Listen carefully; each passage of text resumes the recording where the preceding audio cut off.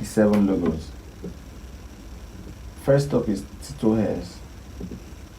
So I open Photoshop. Remember, the access we got for Tito hairs is from Shutterstock, and we need to rub off their vector from it before we can use the image. So there's a hack I used for that in Photoshop, and it works mostly when the image is black and white and bold. So for something like this now, you cannot use that trick. However, for this you can use it, for this you can use it, for this these small ones it will not really work because you are still going to go and trace it. This one too probably won't work, so you need something like free pick. But with vectors that are bold, like this one for instance, this bold one, simple bold vectors, this one is not bold so you cannot do it, but this one works. So the idea is, if you want to use something that you will use this process for, you have to first of all ensure that this is a bold logo. This is nice. All of this one for instance, they will not work using this process. So to start, we go to Photoshop and then we open the image. It's in our download folder. Yeah, this is it.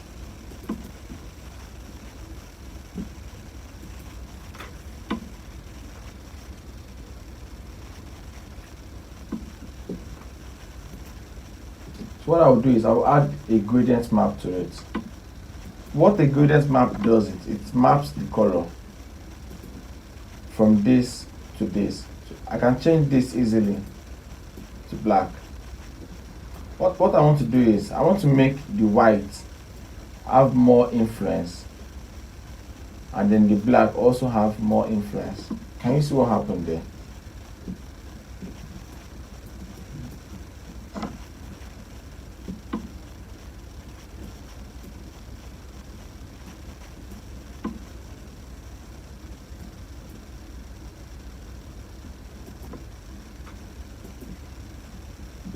Sometimes it will not come out as perfect as possible, like for instance this place. So I'll be using my lasso tool, polygonal lasso tool, to select this area.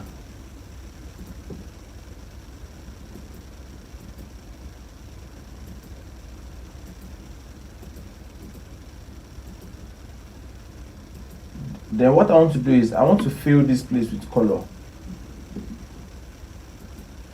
Can you see? So all I need to do is to make this place darker. I can use my brush tool for that. Let me pick my brush tool. I'm too used to shortcuts, so sometimes it is hard looking for where the tools are. It needs to be black. So I put black inside this selection. Because I had selected it down, the brush will not show beyond the area selected. That's why I first of all selected it. Then I merge it together and save.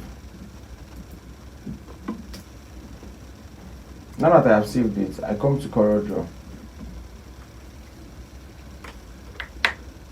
What I have in mind is to add a circle to this TH to make it complete, and add Teetos hair on a round style for it. Please wait while CorelDRAW gets opened. So this is my CorelDRAW. CorelDRAW is easy. So I type my name. The name is Teetos hairs.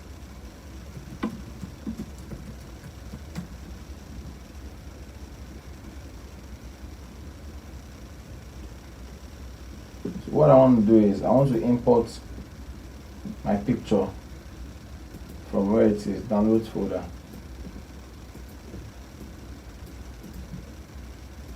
I change this to pixels. I want to make it 2000 by 2000 pixels.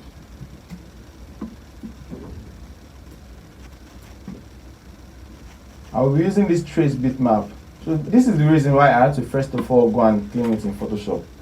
That's because I want to automatically trace this object. I usually use detailed logo so it adds more precision to the tracing. Then I OK it. I delete the background. Now this is it here. So all I just need to do now is I have the vector format of the logo. I just need to now customize it.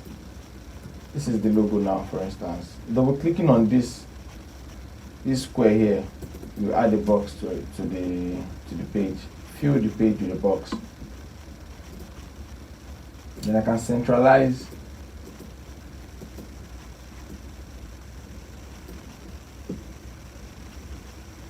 I'll add a circle to it. Then centralize the circle again. If you cannot find this window, it is here. Align and distribute. Object. Align and distribute. This is it here. What I want to do is I want to have a circle here as a mark, then write the name of the brand. I want a font that is a little bit not too close to what we have as this brand name, but something nice.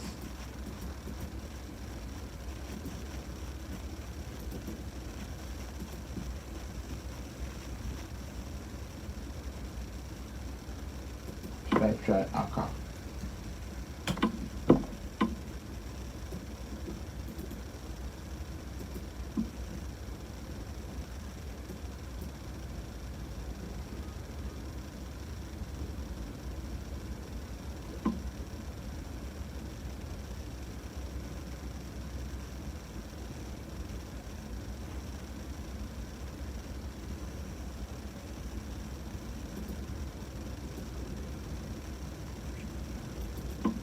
This looks like it.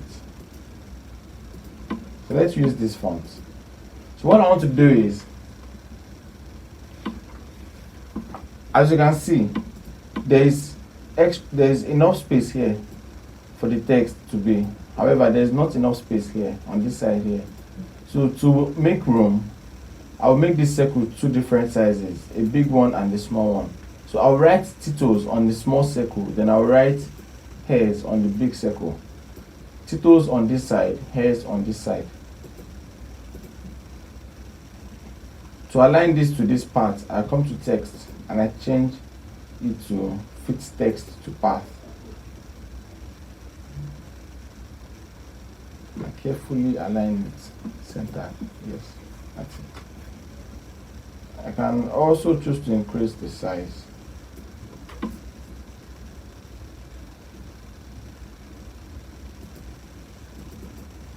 Select all, copy, then I highlight my text again. Then I paste it again. I type paste. The same process, fit text to path.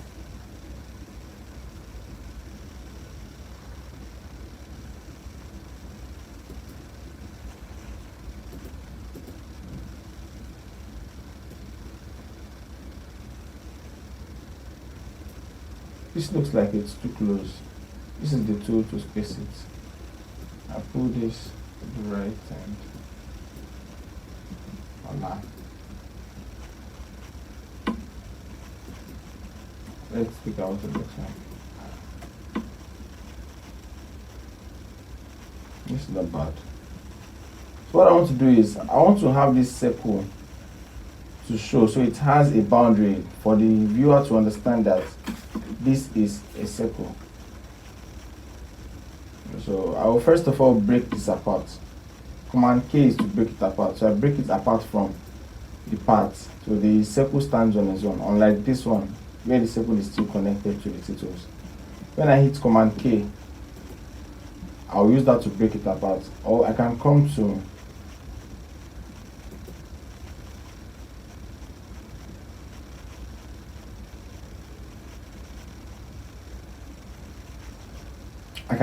Objects, break text apart, and it's broken.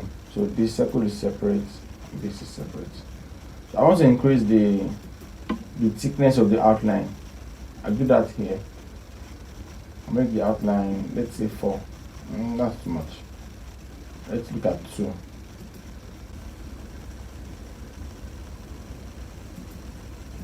And now we have made the outline object.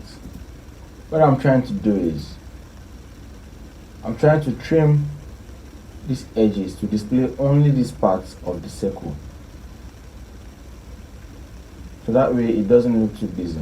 So I will first of all add an outline to this. In order to add an outline,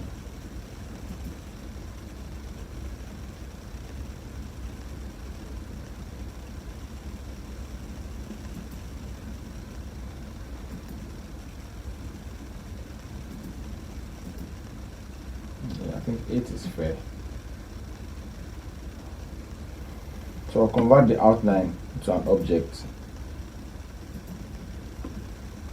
and I use it to trim this one.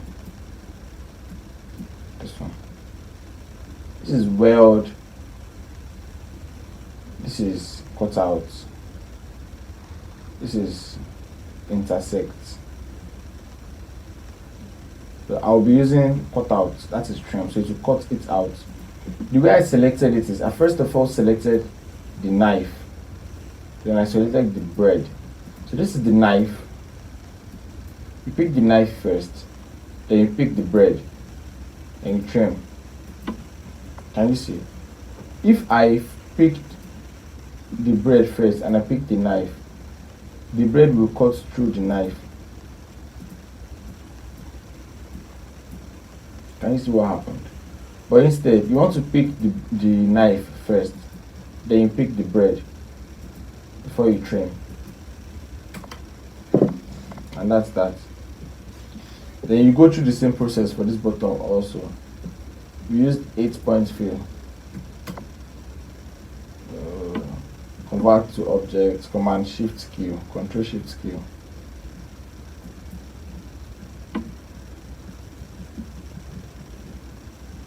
I selected the bread. I cut the bread.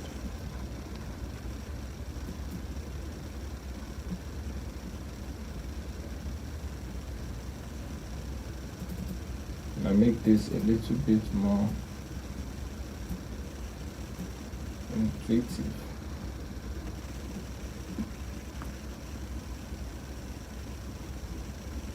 I think I like this.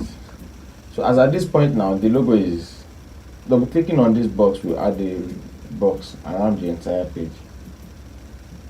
Then I can just centralize this. I can go here, align. H on my keyboard will give me my hand. H, this is it here. So I can use my hand. Then plus, Control plus and minus. We'll zoom in and zoom out.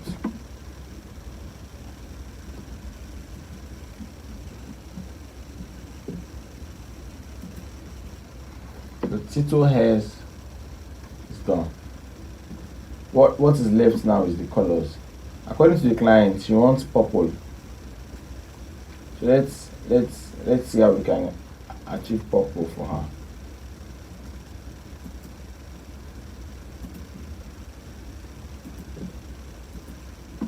This is purple. Note this color. It is meant to be RGB, not CMYK. RGB.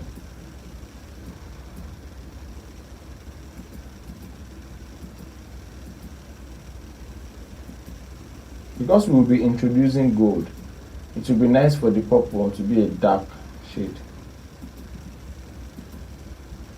So the gold will be pronounced.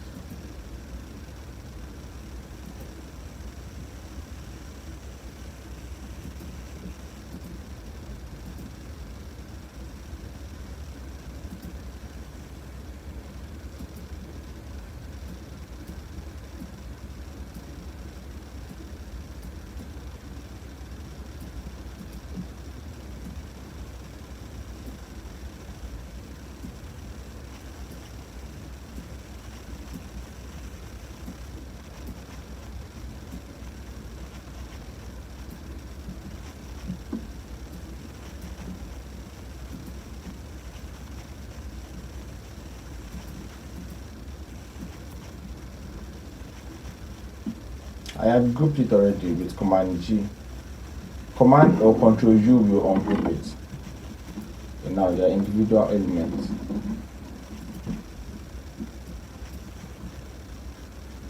Let us make this TH gold. In order to make gold, you can easily Google gold gradient.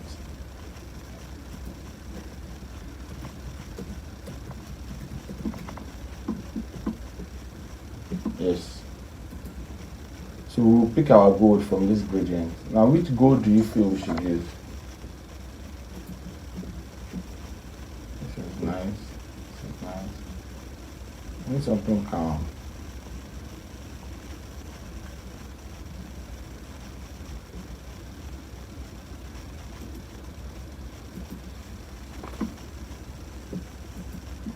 We'll use this one for another logo. So all I'll just do is pick color from here.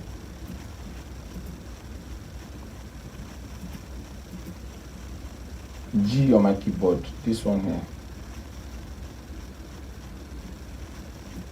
I apply it.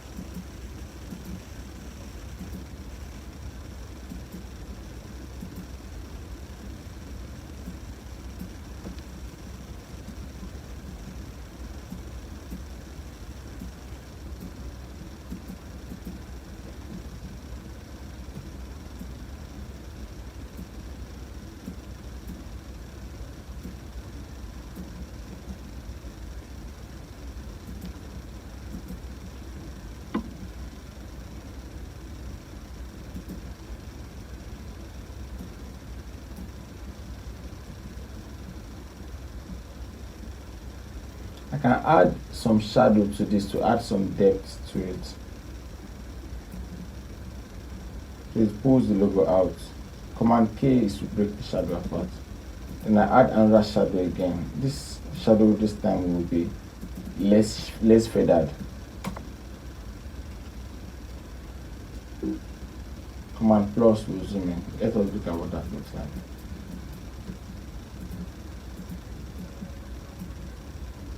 So I have broken the shadow apart with Command K as usual. Then this is it. Without shadow, with shadow.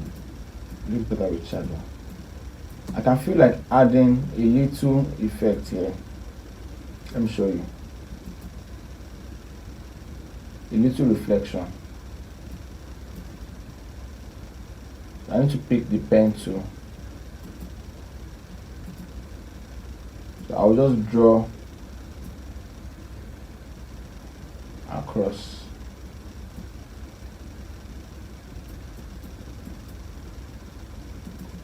And I'll come back to make it look how I want it to look. I want it like this. Like this.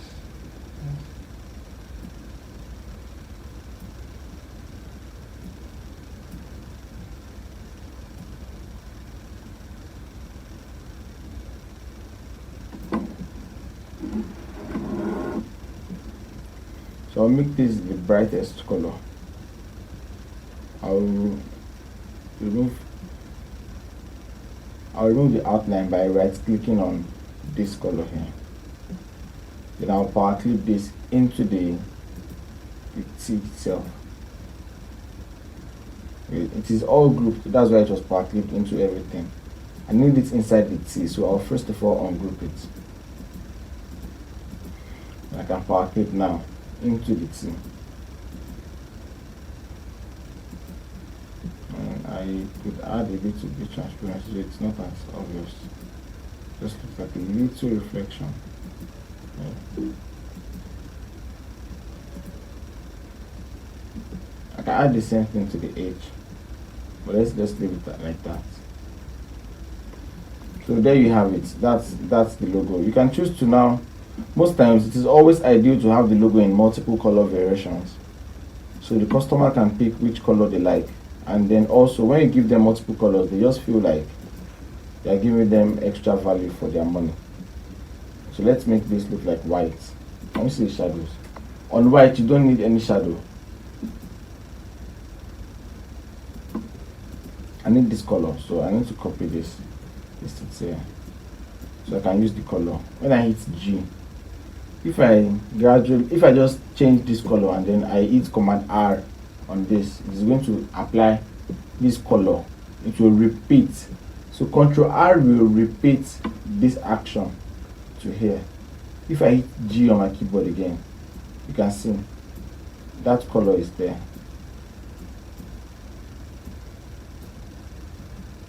Then I can Command R again here. The same color is here.